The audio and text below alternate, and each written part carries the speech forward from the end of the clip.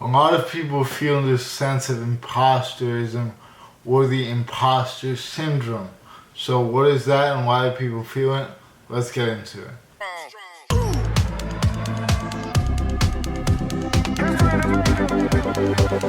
Alright, just for the hell of it, I'm gonna read like the exact Google definition of the imposter syndrome, which is said to be the feeling of doubting yourself or convincing yourself that you are a fraud.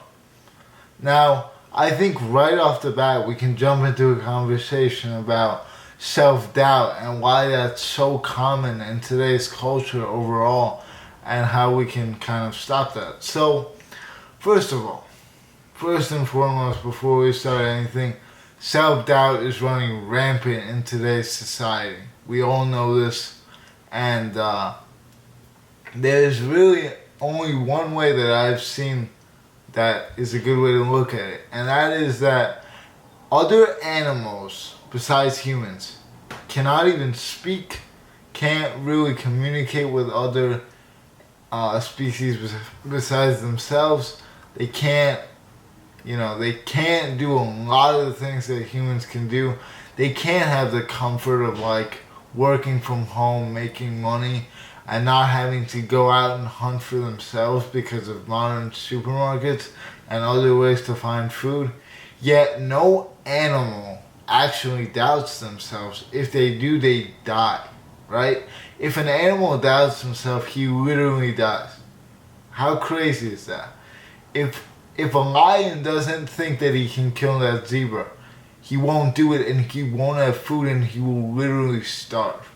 That's how dire situations are for other animals besides humans. The only reason why humans doubt themselves is because they have the luxury of doing that. They have the option to feel like they can't do it because they know that if they don't do it, nothing will really happen. And that's a very dangerous place to be because it convinces you that you're safe in your current situation and you're comfortable. And this definitely speaks to the whole comfort zone problem that the modern day has, where you could just browse Instagram all day, and just do nothing and be like fine and well off for the time being. But the problem is what happens later on will not be what you want. You won't achieve your goals by doing that. And I think that a lot of the imposter syndrome problem comes from the feeling of and the practice of comparing yourself to others. Because why would anyone care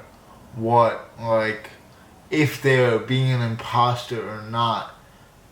And when I think of the imposter syndrome, I think a lot of everyone is doing X and I want to do X as well, but I don't think that I'm worthy to do X. As in let's say I want to be a YouTuber, right? I'm making YouTube videos, but I look at Hamza, Cole Hastings, Jordan Green, and Ice Cold JT, and I'm like, how could I ever be to their level and their standard?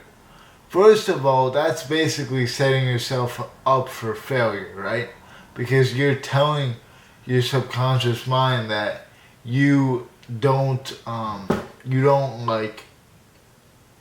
approve of yourself and you don't deem yourself good enough to achieve what they've achieved. Second of all, how would you be at their level when they literally have so much more time spent on these tasks and skills than you do? They've built up the skill for this long, right? I'm pretty sure they all started 2, 3, 4, 5 years ago. And they're already very good at talking to the camera. Why is that? Because they've practiced. You guys think I was this fluid with the camera from day one? I wasn't. The only reason why you've seen me in this elevated state is because I've been making YouTube videos since I was 9 years old. I'm 18 now. For 9 years of my life I've been making YouTube videos. You guys can't see them because they're privatized, but I assure you. I might even pop up on the screen right here when my first video was. So these things take time. It takes time to really feel like you're one of the other people, one of those people who do this thing, right? A YouTuber, a guitarist, a graphic designer, whatever it may be. You're not gonna feel like you are just by jumping in. And as far as like college majors go, I hear this a lot, like, oh, everyone is so business savvy, but I'm not because I don't talk to others about business. And a lot of the times, the only reason why people perceive themselves to be less knowledgeable about certain topics than the others is because they haven't taken stock of their own knowledge. I'm sure you guys right now know something that you don't give yourself any credit for. And that if you talked about in front of like people, they would be extremely impressed. I guarantee you there's something like that. I always hear of people having like random hidden talents that they never talk about. And while it's fine to have a hidden talent, you also have to like sell yourself a little bit when you're in like social situations. You have to put yourself a little bit on a pedestal and just like talk about the things that you like talking about and stop holding yourself back as much. Because the truth of the matter is, if you truly don't like the thing that you're doing, the only way to know for sure is to immerse yourself into it.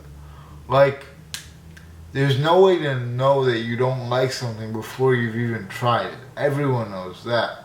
So why wouldn't it be the opposite as well? The way to know if you like something is by doing it, right? The more you do it, the more you see, oh, I'm actually like getting this and I'm pretty naturally talented at it. And I'm most importantly able to like spend large chunks of my day on this because I actually like doing it. Let's keep going. And this is like a common thing with imposter syndrome. I've never heard of anyone truly enjoying what they're doing and still feeling like an imposter. My friend is a artist, right? He's a producer. And yes, he's not like a big time celebrity, but he recognizes that he is only 18 years old and he kind of puts his work in the leagues of Kanye and Drake. And yes, it is egotistical, but it's also very inspirational because you're basically telling yourself that you are good enough to be on the same level with these guys if only you put in the same amount of work. So the only thing between you and said goal is the work that you put in. This is the thing that you really want to do. You want to make the barriers of entry in your brain as low as possible.